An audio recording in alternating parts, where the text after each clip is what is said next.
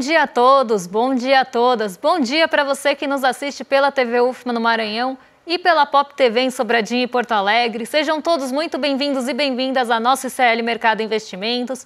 Hoje é dia importante, quinta-feira de várias discussões aqui, então a gente vai retomar aquela discussão do investimento direto no país, que ficou ficando pendente de ontem. Vamos comentar a indicação do Gabriel Galípolo para a presidência do Banco Central, o que deve mudar, o que não deve mudar, como deve ser a condução disso daqui para frente. Mas tem outros pontos importantes, porque hoje saiu o IGPM, então ele vai ser um termômetro aí do que esperar para a inflação fechada de agosto.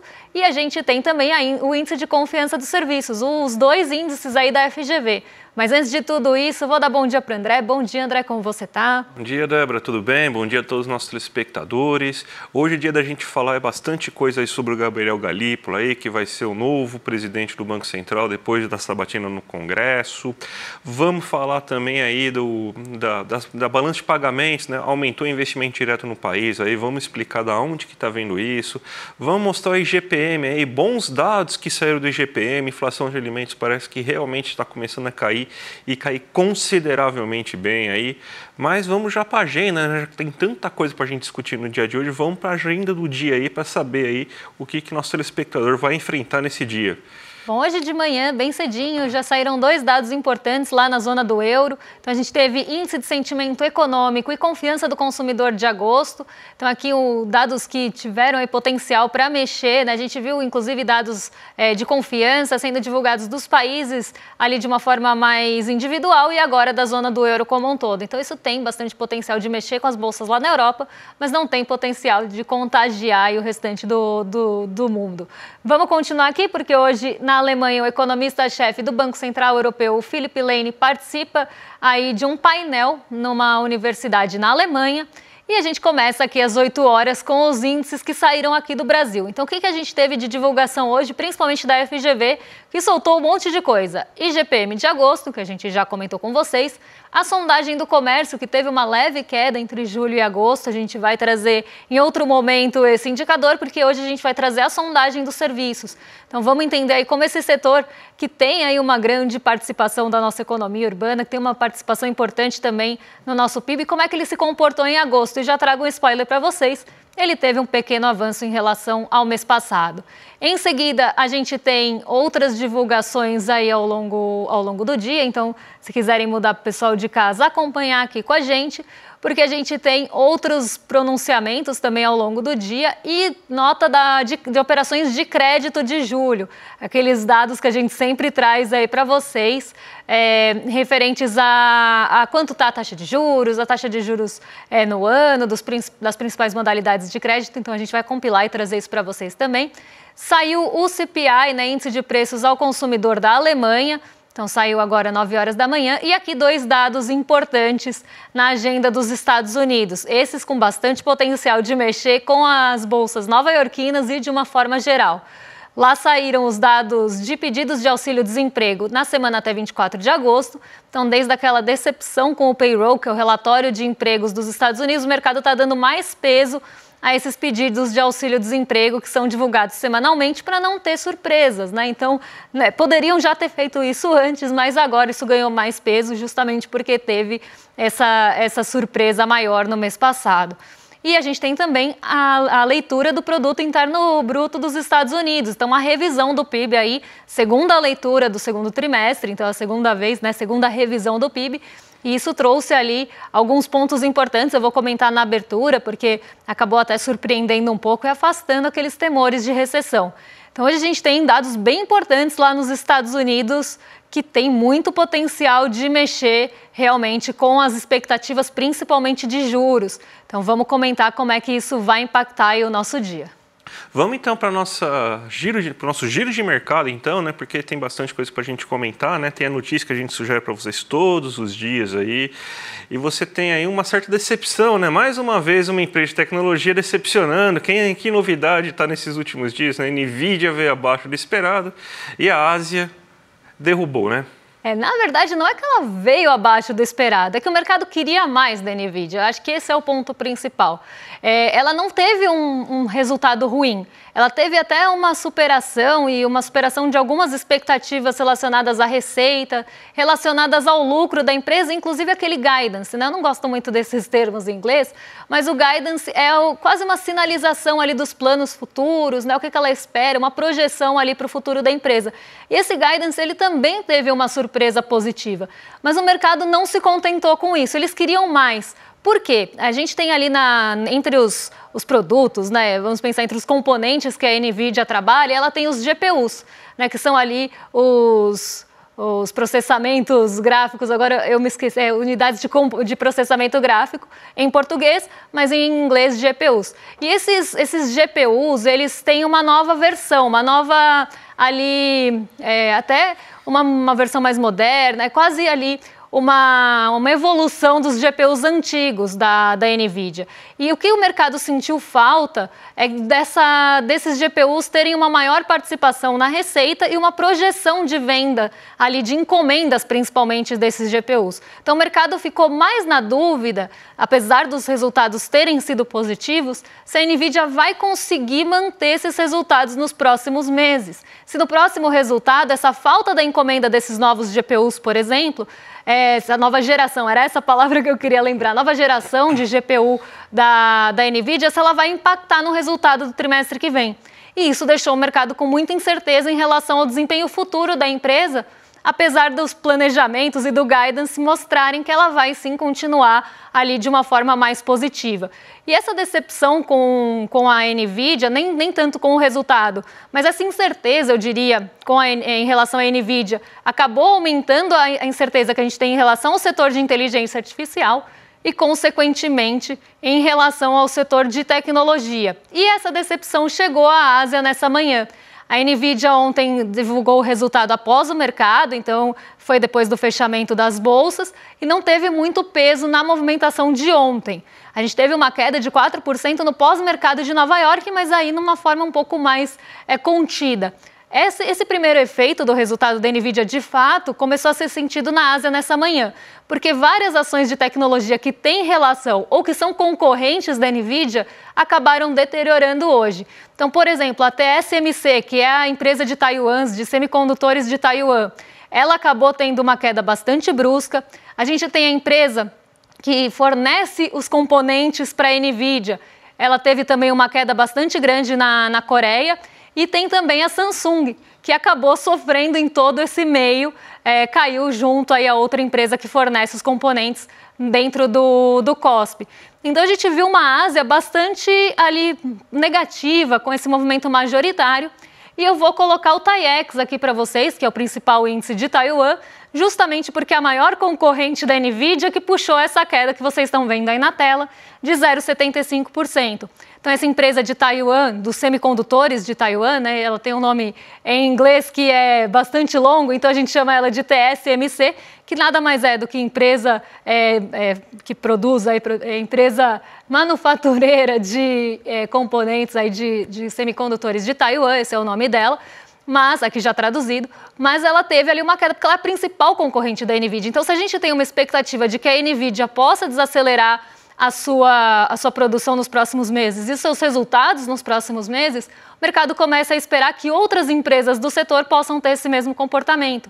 Lembrando que a TSMC não seguiu esse mesmo comportamento em outros resultados, e a gente tem outras empresas também ligadas a semicondutores e chips que também não tiveram ali essa desconfiança. Mas como a NVIDIA ela é grande e a Ásia tem muita ligação com a NVIDIA, seja por comprar esses componentes, porque a Ásia é um mercado bastante importante da NVIDIA, como também aquelas empresas que fornecem componentes para a NVIDIA, como é o caso da empresa que caiu hoje. Então a gente tem essa ligação com o mercado, principalmente asiático, de tecnologia e o desempenho da NVIDIA. Então ele tem muito potencial, né? Esse resultado tem muito potencial de mexer com os mercados. E foi o que a gente viu acontecer nessa manhã. Então coloquei aqui o TAIEX só para a gente pensar que os concorrentes da NVIDIA também sofrem com expectativas aí para o setor. Vamos para o Brasil, vamos começar a falar de um monte de notícias que saiu aí, até de notícias represadas, vamos falar aí da balança de pagamentos aí, principalmente do investimento direto no país, né? Você tem, então, 20% de aumento no acumulado nesses 7 meses em relação ao aumento que a gente teve aí no mesmo período do ano anterior, ou seja, de janeiro a julho de 2024, a gente tem 20% a mais de entrada de recursos aqui no Brasil do que a gente teve aí em 2023. Só que aí, tanto beleza, mas a gente tem que ver realmente a qualidade desses recursos. A gente até tem um gráfico aqui antes para mostrar para vocês, antes de comentar a qualidade desses recursos, para vocês verem aí como que está funcionando o investimento direto no Brasil.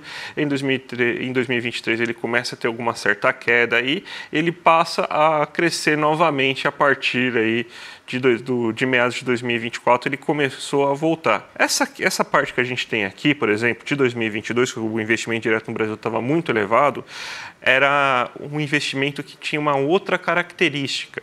Era um investimento muito em bolsa. A gente hoje está com investimento em bolsa. Aliás, em julho até saiu bastante investimento em bolsa, que a gente lembra aí que a nossa bolsa começou a ter estabilidade mais agora para o mês de agosto, por causa da toda a situação aí do dia da marmota aí da taxa de juros dos Estados Unidos. E a gente vê aí, quando a gente abre a rúbrica do investimento direto no país, que o investimento está com uma boa qualidade. A gente teve, aí fazia muito tempo que eu não vi entre os destaques do investimento direto no Brasil, por exemplo, lucros e reinvestimento, reinvestimento de lucros, né, taxa de reinvestimento. E você teve mais de 4 bilhões aí de reinvestimento somente nesse mês aí de julho. Ou seja, você está tendo entrada de dinheiro aí para você fazer novas plantas produtivas de empresas que estão querendo entrar aqui no Brasil. Você tem dinheiro que está sendo reutilizado aí, ou seja, em vez de você jogar esse lucro meramente para a matriz, você pegar esse lucro e reinvestir aqui no Brasil para aumentar a capacidade produtiva, para aumentar a produção e tudo mais. Isso reflete bastante o que a gente vem falando da questão industrial, que a indústria está muito aquecida, a indústria está indo muito bem, está com um elevado nível de investimento, está com elevada nível de produção, a gente está cada vez aí com uma capacidade ociosa menor, uma das menores capacidades ociosas que a gente tem aí nos últimos anos. Então, a gente vê que esse investimento direto no país, dessa vez aí, ele não é um investimento tão especulativo. Continua sendo em boa parte especulativo, né, porque a gente está no capitalismo, mas ele está bem menos especulativo do que a gente viu em alguns outros momentos aí. Isso aí é um dado bem interessante aí, e é um dado, assim, digamos assim, o pessoal não gosta de falar que é sustentável, saudável, essas coisas na economia, Débora. Então, é um dado que mostra aí que a gente está com uma qualidade boa de investimento direto no país aí nesse momento. E antes de comentar aqui o investimento direto no país, as pessoas do chat ficaram com dúvidas de quais empresas que eu estava falando. A TSMC é a Taiwan Semiconductor... Gente, isso aqui eu não gosto de falar justamente por isso. Semiconductor Manufacturing, essa é a TSMC. E a que caiu, que tem ali o fornecimento dos componentes para a NVIDIA, é a SK Hynix, né? Não é bem assim que se pronuncia, porque é uma empresa asiática, e a outra que caiu é a Hamni Semiconductor. Então a gente tem essas empresas aí que fornecem ou que são pares da NVIDIA caindo. Esses são os nomes para quem queria me ver aqui passando vergonha. Agora, um ponto que eu queria chamar aqui a atenção para o investimento direto, antes da gente chamar o índice de confiança dos serviços, é que em julho, para quem lembra, a nossa bolsa caiu bastante. E teve muita saída de capital estrangeiro da bolsa. Então isso só reforça que o dinheiro que entrou aqui foi no investimento de qualidade, como o André estava apontando para a gente. O que a gente pode ver agora, nesse próximo mês, quando a gente tiver o fechamento, é a volta desse capital aqui para o Brasil no mês de agosto. Mas até julho, a nossa bolsa estava sofrendo com saída de capital estrangeiro. Então, isso mostra realmente que esse dinheiro vem para a parte produtiva e não para a parte especulativa da economia. E a gente tem que também lembrar o volume que veio, porque foi um volume tão grande que conseguiu superar. A saída aqui também foi gigantesca, né? Mas vamos falar agora do setor de serviços, né? A confiança melhorou no setor de serviços, né, Débora? Vamos chamar a notícia aí do ICS, né, do Índice de Confiança do Setor de Serviços. Mais uma vez, aí, quem diria, né, que quando você dá renda para o brasileiro, aí o brasileiro gasta essa renda e os setores ficam aquecidos e ficam confiantes no futuro, né? Exatamente. Então, vamos ver como é que ficou né, essa composição do ICS, que é o Índice de Confiança de Serviços, porque ele mede como é que estão aí as avaliações, tanto do momento atual como das expectativas para o setor. Quando a gente olha as expectativas, né, ela teve uma queda ali de junho para julho e depois ela ficou praticamente estável. Então, assim como a gente viu acontecer em outros índices de confiança, a situação futura, ou a avaliação das expectativas do próximo momento ali, ela vem quase em linha aí com o mês passado, com pouca movimentação. Mas a avaliação da situação atual melhorou. Então, o que o setor de serviços está vendo? Uma situação atual mais favorável para o setor ter ali um melhor desempenho. E isso que puxou a confiança levemente para cima, porque ela teve uma variação de 0,4 ponto percentual, não foi nada ali muito forte, mas teve melhor em relação ao mês passado. Então, vamos ver como é que ficou, né, essa comparação com o mês passado e a comparação com o mesmo mês do ano passado, para a gente entender de onde vem essa confiança do setor de serviços. Então, vamos passar aqui o gráfico para o pessoal de casa acompanhar com a gente. Em relação ao mês anterior, então, como eu falei, a confiança de uma forma geral, que é o índice composto, aí, o índice cheio, variou 0,4 em relação ao mês passado. Então, teve sim uma melhora, e essa melhora foi puxada, como já expliquei, como a gente conseguiu ver no gráfico de linhas, pela confiança, pela avaliação da situação atual.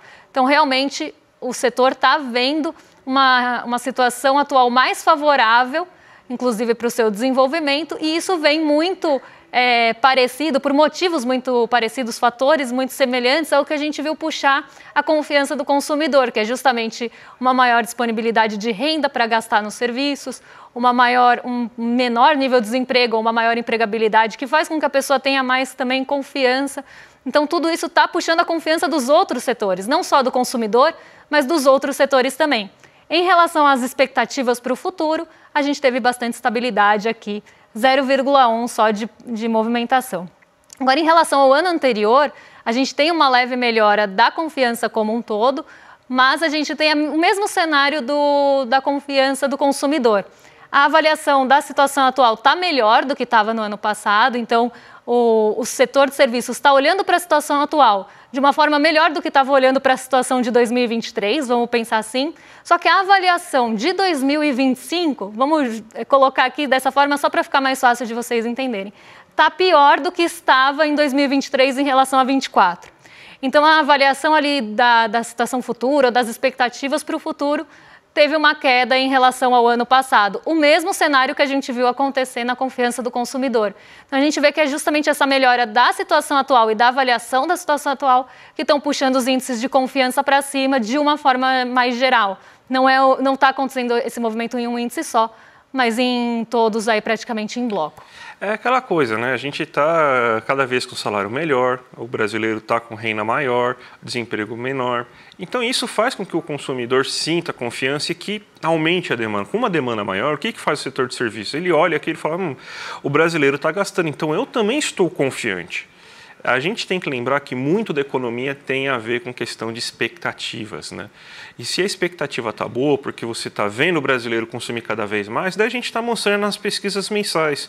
Comércio cada vez vendendo mais, serviços cada vez vendendo mais, a renda cada vez aumentando mais, o desemprego cada vez diminuindo mais. Então isso tudo reflete e mostra essa situação de confiança interessante que a gente está vendo agora. E vamos falar de inflação também, Débora, que saiu. Os dados do IGPM, não é a inflação oficial do Brasil, é a inflação que a FGV calcula, né? Então não dá para você falar aí, que tem gente que fala que é manipulado, é o IBGE, mas não sei qual que seria o interesse da FGV em manipular dados para o governo.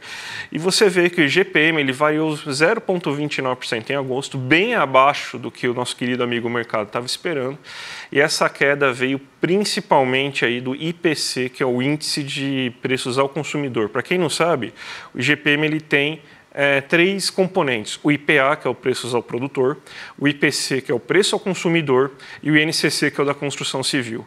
Então, o mais importante da gente observar no IGPM é o índice de preço ao consumidor, para você ter alguma ideia aí do que está acontecendo e ver qual que vai ser o reflexo, por exemplo, na inflação oficial que vai sair aí provavelmente na segunda semana aí de setembro. Vamos colocar o gráfico que a gente montou aqui também, para vocês entenderem o que a gente está falando de uma maneira melhor, né? A gente vê, ó, IGPM desacelerou bem, saiu de 0,61 no último mês para 0,29. O IPA é aquele que puxou um pouco mais o índice para baixo, lembrando que ele tem quase 40% de peso aí, mas ele saiu de 0,68 para 0,29. O IPC que estava em 0,30 caiu para 0,09, ou seja, uma inflação muito baixa aí nesse momento. E o INCC ele ficou quase estável, ficando de 0,69 para 0,64. O IG todos aceleraram, todos aceleraram nesse mês aí, porque se a gente pegar em comparação com o ano anterior, a gente estava com IGPM muito baixo, principalmente puxado pelo preço dos produtores. A gente estava até com deflação de preços ao produtor naquele momento, então a gente vê que tem uma aceleração em todos os cantos. Os destaques do IGPM foram alimentação caindo 1,11%, batata, tomate, cenoura caindo aí. A gente tem um grande problema agora aí, que vai ser o meu próximo colar, Débora, que a banana está subindo muito. Banana subiu quase 10% aí, consumidores de banana aí, sinto muito, mas teremos a inflação da banana aí, talvez aí nesse mês, não sei o que aconteceu aí, mas é o único destaque negativo dos alimentos aí, pelo menos que o IGPM mostrou. O que subiu no IGPM aí foi justamente o preço dos combustíveis. O preço dos combustíveis teve alta na gasolina, tanto ao consumidor quanto ao produtor, teve alta do etanol, tanto ao consumidor quanto ao produtor, teve alta da passagem aérea também, então foi o que puxou para cima. Mas mesmo assim, mesmo com essa alta considerável que teve, a queda nos alimentos foi tão considerável que fez com que o índice ficasse em 0,09%. Então, Débora, um bom resultado aí para a gente comentar. A nossa produção, quinta série, o meu espírito de quinta série não estão conseguindo lidar com a banana subindo, mas vamos seguir aqui porque a gente tem que falar do Gabriel Galípolo. Eu estava aqui ouvindo risos lá fora, então está contendo o meu aqui, porque a gente tem finalmente a indicação do Gabriel Galípolo para o Banco Central. Isso já estava sendo cotado há muito tempo, então não chocou ninguém, não é grande surpresa. Então o que a gente tem que pensar é o que vem depois disso, né? O mercado já estava com a maior probabilidade, né, que o Galípolo ia assumir o Banco Central em 2025, que ia ser o indicado, ele era o mais cotado mesmo. A expectativa, a probabilidade de ser o Galípolo estava em 92%, então realmente isso já era dado. O que muda a partir de agora? O mercado ele vai começar a olhar com uma lente de aumento, ele vai começar a olhar com uma lupa para todas as falas do Galípolo. E qualquer brecha que o mercado encontrar, ele vai usar ali para tentar, né, trazer algum peso ou alguma pressão para essa mudança de direção, para essa mudança de presidência. A gente está num momento de transição, então não se espantem se vocês acabarem vendo o Galípolo mais cuidadoso nos seus pronunciamentos. Então ele já está tendo ali alguns discursos mais rígidos em relação à inflação, ele já está sendo mais duro aí em relação à inflação ser levada para a meta. Isso tudo é aceno para o mercado financeiro, porque qualquer descuido, qualquer fala que ele tenha que cause incerteza no mercado, principalmente nesse momento inicial, o mercado vai jogar dólar para cima, vai jogar juros futuros para cima, vai pressionar por onde conseguir, então vai pressionar por focos, vai pressionar no focus na inflação, porque vai começar a pensar como fez lá em maio, quando a gente teve a divergência do Copom, não foi uma unanimidade, o mercado começou a jogar a inflação para cima justamente pensando, bom, se é o Galípolo que assume e ele não votou com a maioria, né, na verdade não votou pelo corte menor, teve uma postura um pouco mais branda, isso pode fazer com que ele não consiga controlar a inflação no próximo ano ou no seu mandato. Então o mercado começa a criar esse ambiente de incerteza. Se o mercado cria um ambiente de incerteza e começa a jogar as expectativas de inflação para cima, ele também tem outras formas de, inclusive, reforçar essa inflação que ele joga para cima, que é comprando dólar. Então, se o mercado começa a comprar dólar de uma forma maciça, de uma forma realmente em bloco, a gente vê o nosso real desvalorizar, o dólar valorizando, e isso vai reforçar, inclusive, o discurso em relação à inflação, porque parte da inflação tem, sim, sua influência do dólar. E aí começam as pressões para os juros futuros, começa a subir a expectativa para a Selic no Focus. Então, tudo isso é pressão do mercado financeiro em cima do Galípolo. E como eu falei, ele vem acenando recorrentemente para o mercado financeiro. Seja ali falando que tem toda a preocupação em levar a inflação para a meta, como também sinalizando que se tiver a possibilidade de alta da Selic, que isso está na mesa e que se houver essa possibilidade, pode ser que sim, ele vote a favor. Isso tudo é recado para o mercado financeiro. Então, a gente tem que entender por que isso está acontecendo, porque esse recado é justamente para deixar um ambiente menos hostil, um ambiente um pouco mais amigável para a posse dele. Porque se ele assume com um discurso que desagrada o mercado financeiro vai começar a deteriorar todas as expectativas, vai começar a deteriorar as cotações de mercado também, e isso vai pressionar ainda mais o Galípolo. Essa pressão já está vindo, tá? Então, não é de hoje, desde que tem aí a possibilidade dele assumir. Essas expectativas já estão sendo pressionadas, inclusive a gente teve aquelas falas dos gestores, para quem lembra, a gente trouxe aqui para vocês, muitos deles falando, se o Galípolo acenou que vai subir juros, agora ele vai ter que cumprir com a palavra dele. Agora ele vai ter que mostrar que o Banco Central não é cão que ladra e não morde. Essas foram falas dos principais gestores de fundos aqui no Brasil. Então, a gente vê, sim, essa pressão e essa cobrança do posicionamento do Galípolo. Então, não se espantem também se ele votar ali a favor da taxa Selic subir, se tiver essa divisão, ele vota com a maioria. Isso vai ser justamente para evitar qualquer ruído no mercado financeiro em relação à sua indicação. E um outro ponto que eu quero também chamar a atenção é que desde que a gente tem esse momento de transição chegando um pouco mais perto, o Roberto Campos Neto tem jogado ali algumas falas, jogado algumas iscas para o mercado financeiro para colocar a pulga atrás da orelha do mercado financeiro também. Então, por exemplo, ele falou lá naquela entrevista que deu, que aquela entrevista que ele falou da camisa, eu até falei que isso não era o ponto mais importante. O ponto mais importante era que tinha divergência no Copom, então que o Copom não se manifesta de forma única.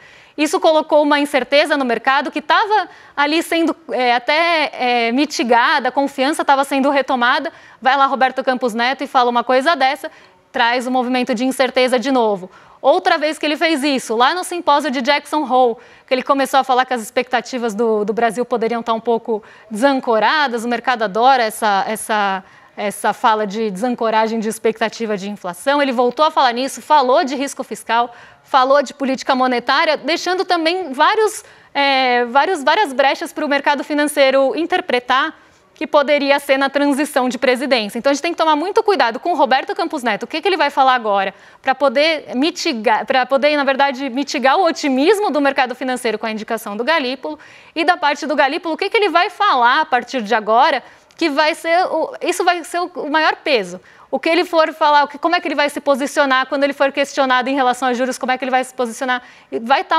realmente uma lente bem de aumento em tudo que o Galípolo falar a partir de agora, como se já não tivesse, mas agora numa magnitude ainda maior, porque a coisa foi oficializada.